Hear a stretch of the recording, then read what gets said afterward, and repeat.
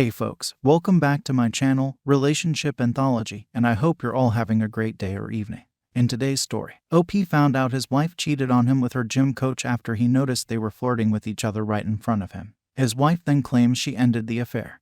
But OP later found out from his security guard that the gym coach had been coming over to his house and disguising himself as a massage therapist.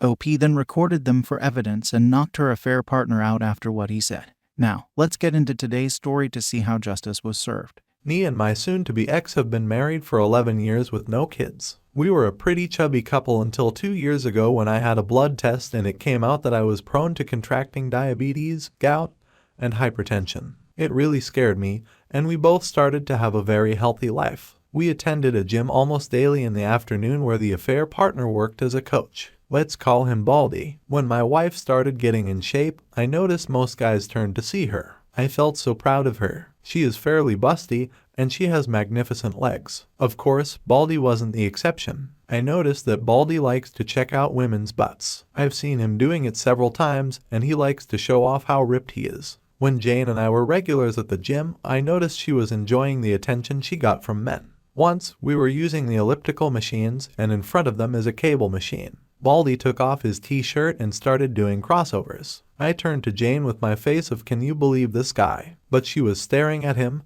and she wet her lips. I saw Baldy, and I swear he was grinning. I felt crushed. I mean, I was getting in shape, but I am not as muscular and fit as he is. When we were driving home, I made a comment about Baldy showing off, and Jane said, "Really? I didn't notice." I told her, "You were staring." She said, "I don't remember. I must have been thinking about something else." I shrugged it off and kept driving. But from there on, I noticed they were talking more frequently at the gym. Some weeks later, Jane was doing squats using the Smith machine. Suddenly, Baldy went to help her. Isn't he nice? She was grabbing her by the waist, and I got angry. She finished the first set, and I went over there and told him, in not such a nice way, "I got it from here." Baldy just smiled and told me, "No prob, buddy." He calls everybody buddy, and he walked off. Jane knows me very well, and when she heard my angry tone, she said, "We'll discuss this at home." At home, drama blew up. She called me immature and jealous. I told her I noticed he was trying to get into her pants. She said that she knows that but she would never cheat on me. I said, "Then why did she let him touch her?" And she said she didn't want to be rude. About an hour after arguing, we agreed to change gyms, so we went to another place to exercise.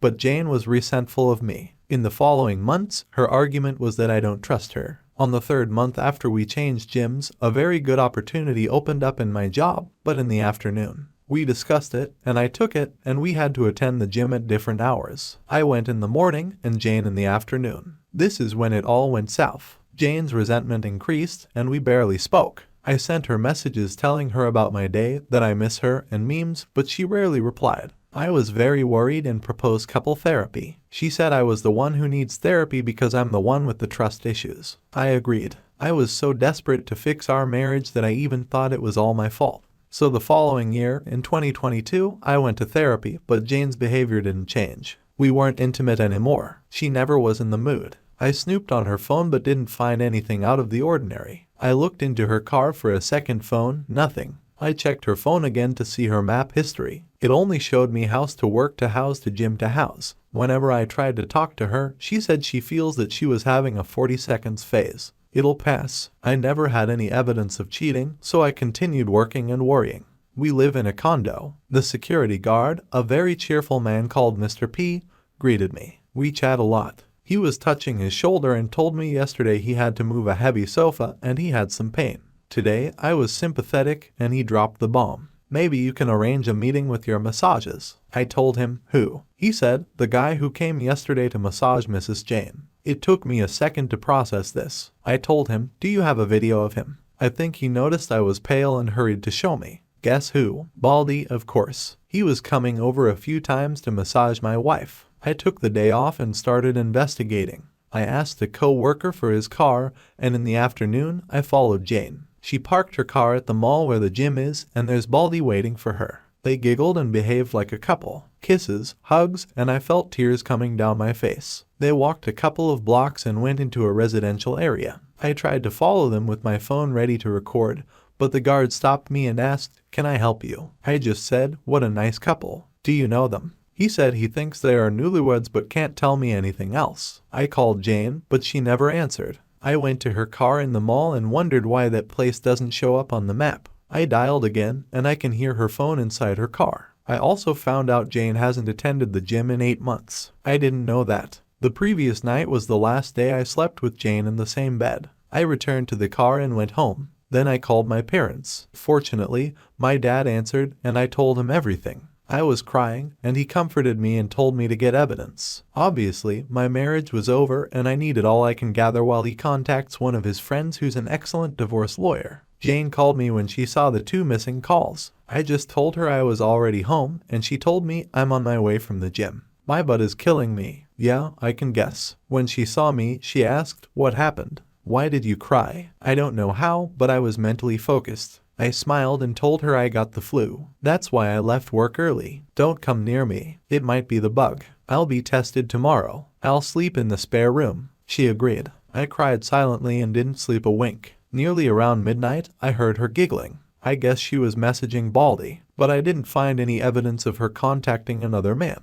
Then it hit me. Why didn't I see it earlier? I bet the affair partner is disguised as one of her female co-workers. In the morning, while Jane was in the shower, I took her phone and created a session on my laptop and put her phone back in the same place. We both can unlock our phones. The session works while the phone is close to my laptop or in the same Wi-Fi account. Then I saw it, under a female name. The profile picture was a dumbbell. I entered, and most of the conversations were deleted. I guess they use work words as code in case I snooped. Can you deliver the papers in my desk? I know she doesn't have a desk at work. Going to the meeting. Where are you? On the top of them was bosses in his office. He's clueless. Pretty clever, I guess. I'm the boss because I know her boss is a woman. Jane got out of the shower and saw me. You look worse. Why don't you stay with your parents? I denied the idea of obtaining evidence. After Jane went out, I contacted my dad, and he gave me the name and number of the lawyer. I called him and explained everything. He told me the captions I took from my laptop are useless and that they don't have any factual evidence since it's not the affair partner's name, and she was smart enough to leave pieces of conversation that looked pretty innocent at work. I was in a zombie mode, thinking about how to get the evidence. I wanted to install secret cameras in my house,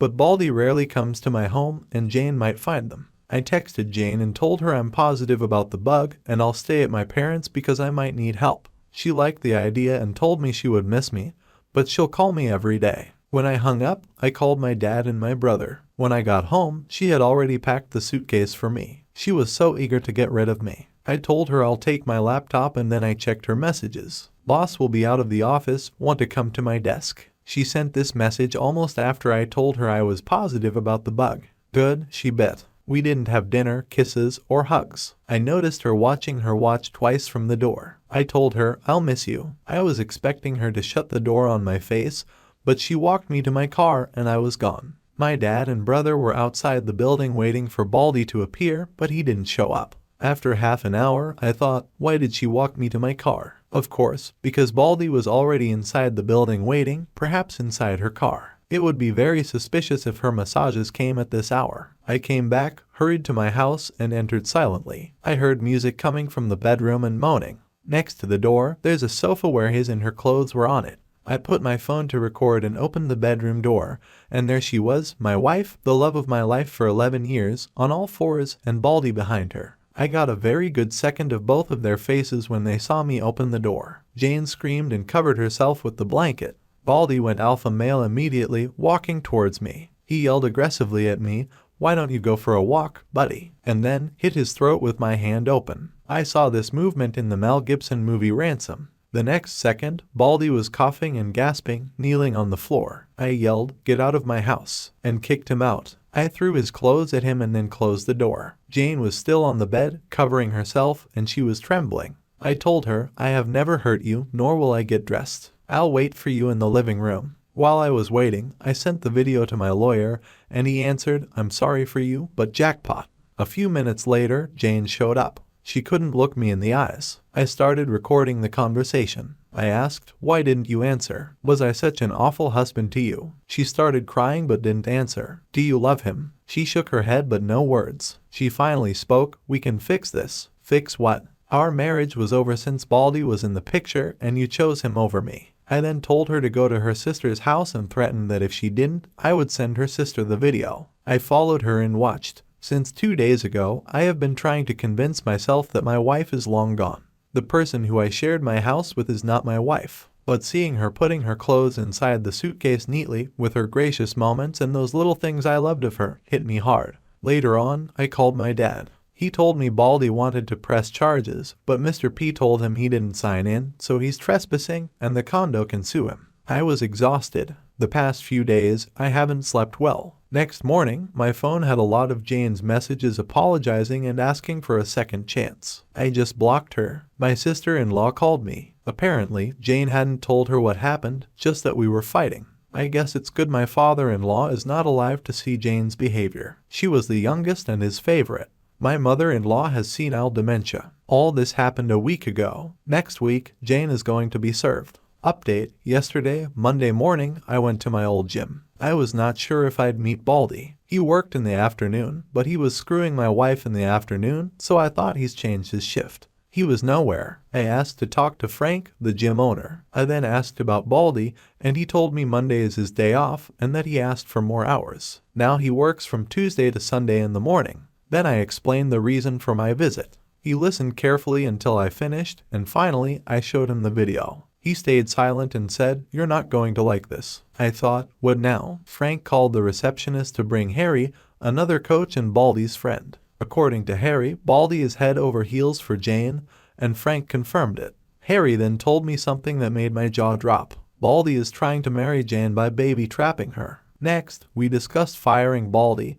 and Frank said he has to report the situation to the Coach Association and surely has to fire him because Jane was a gym member, or Frank's gym could have legal repercussions. My attorney will give the video to the Coach Association's attorney while Baldy will lose his license from that association. That's pretty much everything for now. Wow, OP, what a crazy story. You knew early on that this Baldy guy had feelings for your wife, and your suspicions ended up being correct. If it weren't for that security guard, you would have never found out. You've already taken care of half the battle by serving your wife with divorce papers. The next step I would take, if I were you, would be to make sure that guy gets fired and loses his license. A guy like that doesn't deserve to ever work at a gym. It's very likely that he will try and find another woman to prey on at the gym.